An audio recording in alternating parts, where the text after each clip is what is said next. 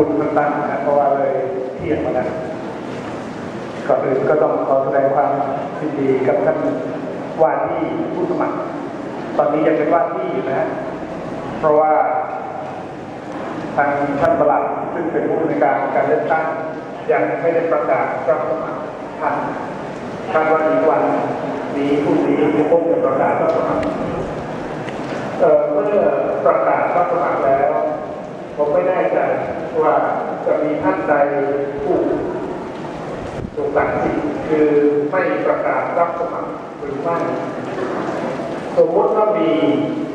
นะฮะท่านจะต้องรีบไปร้องที่กกต.จังหวัด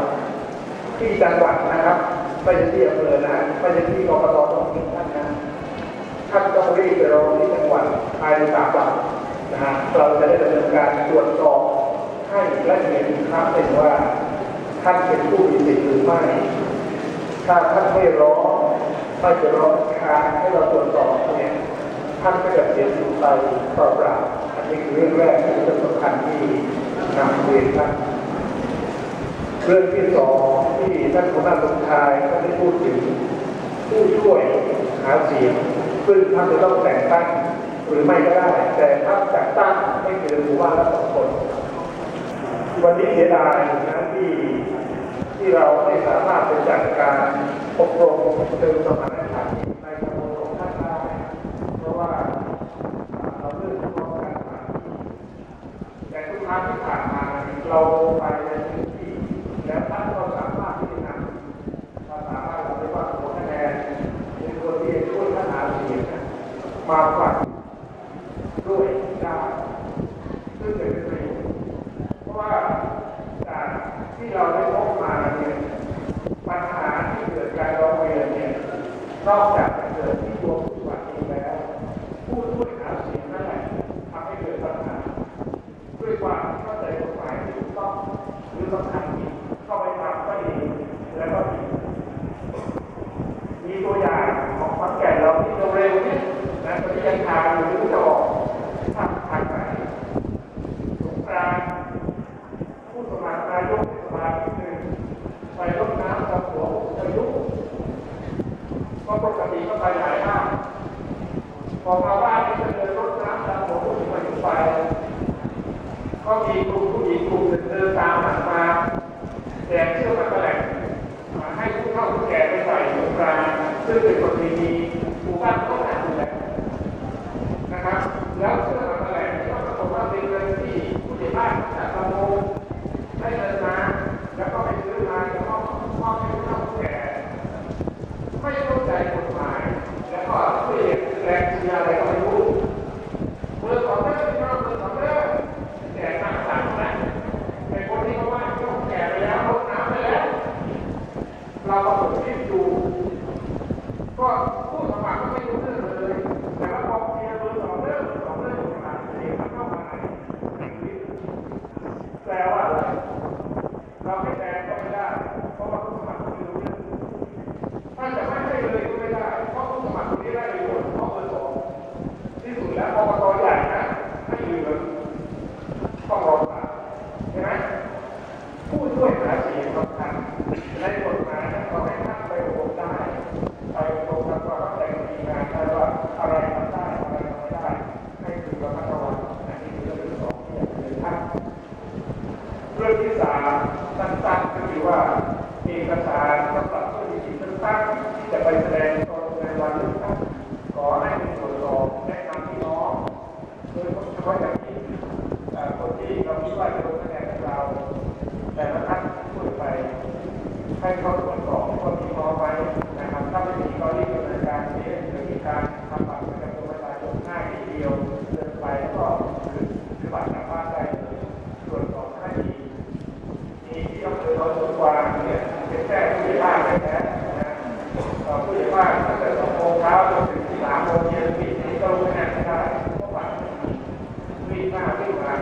แต่เขารถเขาลาก็มาถึงจังหวัดจะมาถ่ายที่บิ๊กซีอะไรต่างๆนะครับราคาคือดีเลยราคาค่อนข้างใหญ่ๆ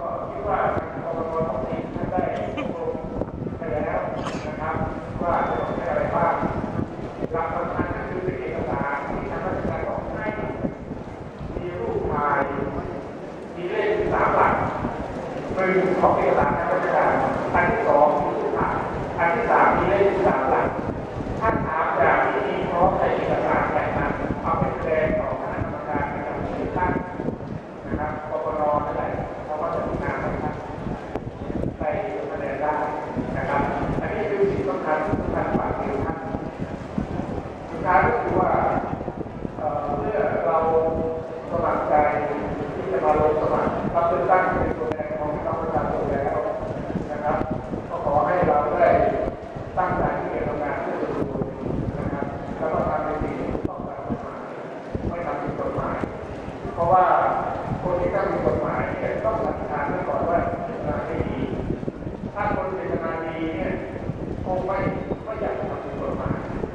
นะครับแล้วก็ฝากท่านผู้สมัครทุกท่านเมื่อท่านเป็นผู้สมัครแล้วเมื่อท่านได้รับเลือกตั้งแล้วนะครับฝากให้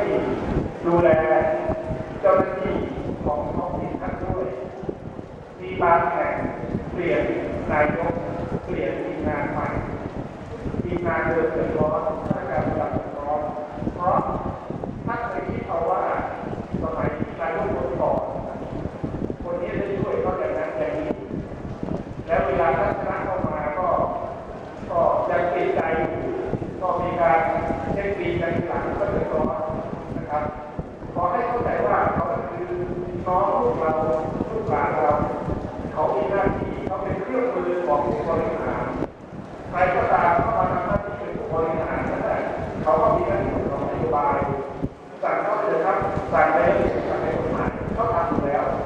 ผมจะเป็นนายอำเภอมาก่อนผมเป็นนายอำเภอมา8 ปีก่อนที่จะเป็นประหลัดจังหวัดผมรู้ซึ้งถึงหัวอกหัวใจของประหลัดของเจ้าหน้าที่ของอบต.นะครับคิดดูกันหน่อยนะครับอย่าคิดว่าเป็นคนที่โดนเราหาเสียงเลือกตั้งแล้วแต่เขาไม่อยากทำอย่างนี้ขอให้ถ้าเราคิดอย่างนี้นะครับเนี่ยสิ่งที่เราอยากจะได้คือเราอยากจะให้การเลือกตั้งเป็นไปด้วยความบริสุทธิ์ยุติธรรมโปร่งใสรู้แพ้คนแพ้ก็รู้ว่าแพ้นะก็ต้องยอมรับคนชนะก็รู้ชนะไม่เป็นสิ่งกระทบกระทั่งกันระหว่างการเสียงก็อภัยกันไปเพราะไม่อย่างนั้นเราจะเป็นทุกข์มันคลายเป็นใจมันเป็นทุกข์รู้แพ้รู้ชนะรู้อภัยสุดท้ายก็โบราณบอกว่าคนในหลวงนะครับซึ่งพวกเราควรจะรู้ไว้อยู่แล้วรู้รักสามัคคีนะครับถ้าหากเราคิดอย่างนี้ได้เขาเห็นเราเลือกตั้งแล้วจบนะครับสามารถดำเนินที่แจ้งใสนะครับบางแห่งมีการมอบดอกไม้ด้วยก็มีเรื่องทำงานแนะนำกัน4 ปีมาสู่กันใหม่เพราะว่าอย่างที่สังคมประชาชนได้นะครับข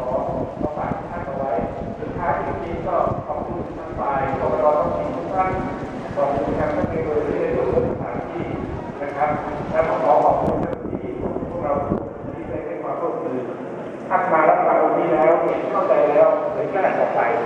ท่านที่ไม่มาก็ถ้าเป็นไปได้ก็ช่วยแนะนำกันด้วยว่ามันเป็นอย่างไรจะได้ถูกกฎหมายนะครับขอให้ทุกท่านประสบความโชคดีชนะการเลือกตั้งแต่ว่าไม่ทั้งหมดนะฮะคนที่แพ้เลือกตั้งไม่ใช่เป็นคนไม่ดีนะเป็นคนดีเหมือนกัน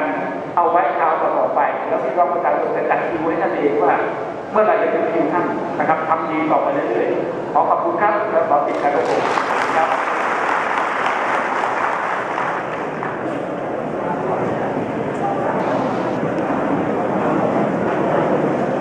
วันนี้สำนักงานกทจังหวัดขอนแก่นมีอาหารเที่ยงให้ทุกท่านได้รับประทานร่วมกันก่อนเดินทางกลับบ้านนะครับ